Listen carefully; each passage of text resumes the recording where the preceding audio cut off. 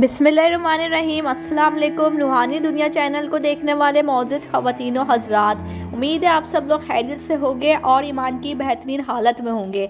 आज की वीडियो में हज़रत अवैस करनी रज़ी अल्लाह ताला अन्हा के बारे में बयान करूँगी कि ये कौन थे और इन्होंने ऐसा क्या किया था कि नबी अकरम सल्लल्लाहु अलैहि वसल्लम इनकी मिसालें दीगर सहाबा कराम के सामने पेश किया करते थे। वीडियो शुरू करने से पहले आपसे गुजारिश है, अगर आप मेरे चैनल पर नए हैं तो मेरे चैनल को सब्सक्राइब करके बेल आइकन को प्रेस कर दीजिए ताकि कुरान और हदीस की रोशनी में इस्लामी वाक़यात का नोटिफिकेशन आपको बरहक मिल सके। उज़ैर बिन जावेद बयान करते हैं कि कूफा में एक मुहद्दिस थे जो हमारे सामने अहादीस बयान करते थे। जब वो अहादीसें बयान करके फारिग हो जाते तो लोग मुंतशिर हो जाते थे, मगर चंद आदमी बैठे रहते थे और इनमें एक ऐसा शख्स भी था जो बड़ी अजीबो गरीब बातें करता था।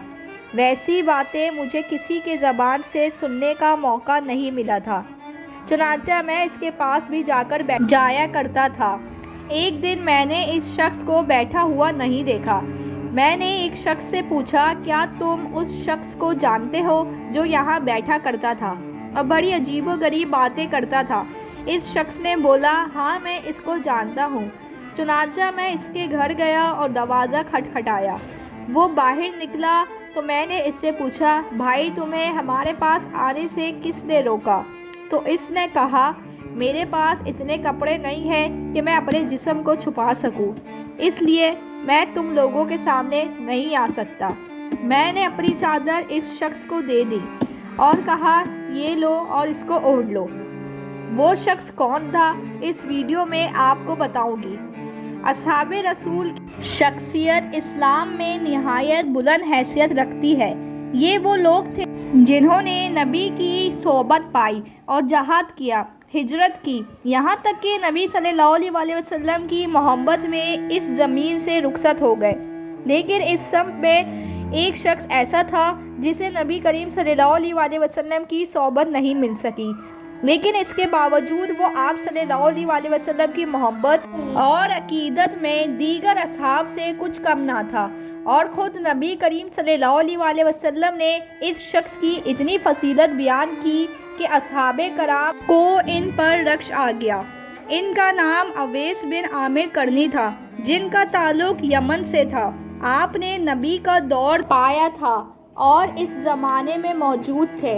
इस्लाम जब यमन की सरजमीन को पहुंचा तो आपने इस्लाम कबूल कर लिया। उलमा और मुहद्दिसीन ने अवैस करनी को ताबईन में शामिल किया है और तमाम ताबईन का इमाम और सरदार करार दिया है। इमाम हाकिम ने एक हदीस नकल की कि रसूल अल्लाह सल्लल्लाहु अलैहि वसल्लम ने फरमाया कि तुम्हारे पास यमन के हलीफ कबाइल के साथ अवैस करनी आएंगे। इसका ताल्लुक करम कबीले के शाख मुराद से होगा। इसे बरस की बीमारी लाहक थी जो कि अब कम हो चुकी है और सिर्फ एक दरहम के बराबर बाकी है। वो अपनी वालिदा के साथ नेक सलूक करता है। अगर वो अल्लाह पर कसम भी डाल दे तो अल्लाह ताला इसकी कसम पूरी फरमा देगा। लिहाजा तुम अपने लिए इस्तग़फ़ार करवा सको तो इससे ज़रूर करवाना। हज़रत उमर इब्न ख़त्ताब के 10 साल तक अवैस करनी नामी एक शख्स को तलाफ़ करवाया। यहाँ तक कि हज के मौके पर जब यमन से लोग मक्का आए तो हज़रत उमर रज़ी अल्लाह ताला अन्हा ने इन्हें जमा किया। इनसे पूछा कि तुम में से जो भी कबीला मुराद का है वो खड़े हो जाए। लिहाजा जो लोग कबीला मुराद के थे वो लोग खड़े हो गए और बाकी सब बैठ गए। आपने पूछा कि तुम में से कोई शख्स अवैस करनी को जानता है? ये पूछते पूछते आप अवैस करनी के पास आए और कहा, क्या तुम अवैस करनी हो? उन्होंने कहा, जी हाँ। हज़रत उमर रज़ी अल्लाह ताला अन्हा ने फरमाया, क्या तुम मुराद कबीले से हो? उन्होंने कहा, जी हाँ। हज़रत उमर रज़ी अल्लाह ताला ने कहा, क्या तुम्हारी माँ है? उन्होंने कहा, जी हाँ। फिर हज़रत उमर रज़ी अल्लाह ताला अन्हा ने कहा कि तुम्हें बर्स 130 साल तक अलग हो गया है और अब सिर्फ एक दरहम बाकी है। तो उन्होंने कहा, जी हाँ मैंने अवैस करनी है। हज़रत उमर रज़ी अल्लाह ताला अन्हा ने फिर कहा कि मैंने रसूल अल्लाह सल्लल्लाहु अलैहि वसल्लम से सुना था कि आप फरमाते थे कि और तुम्हारे बेटी पास ऐवान पैदा अवैस बिन और आमिर बेटा आबेद यमन और वालों बेटी की फौज अकलीमा के पैदा साथ आएंगे। और फिर बड़े होने वो पर कबीले इनकी मुराद जोड़ों के से है, हिसाब से जो आपस में करम की शादियां शाख है। इसको बरस था जो अच्छा हो गया, मगर दरहम बराबर बाकी रह गया। इसकी एक माँ भी है और इसका हाल ऐसा है कि अल्लाह के भरोसे से कसम खा बैठे तो अल्लाह इसको सच्चा करे। फिर अगर तुझसे हो सके तो इससे दुआ करवाना, लिहाजा अब आप मेरे लिए दुआ कीजिए। हज़रत अवैस करनी ने हज़रत उमर इब्ने खिताब के लिए बख्शिश के लिए दुआ की। हज़रत उमर रज़ी अल्लाह ताला अन्हा ने कहा कि तुम कहाँ जाना चाहते हो? हज़रत अवैस करनी ने कहा मैं कूफा जाना चाहता हूँ। हज़रत उमर ने फरमाया कि मैं आपको कूफा के हाकिम के नाम खत लिख दूँ।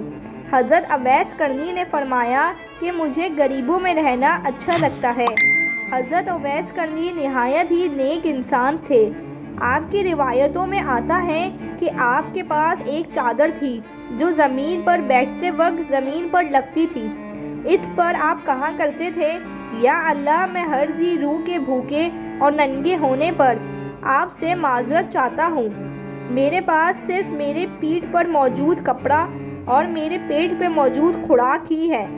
किसी दिन शाम होती तो अवैस करनी फरमाते, आज की रात रुकू की रात है, लिहाजा सुबह तक रुकू कर दे। और किसी दिन कहते, आज की रात सजदे की रात है, लिहाजा सुबह तक आप सजदे में रहते।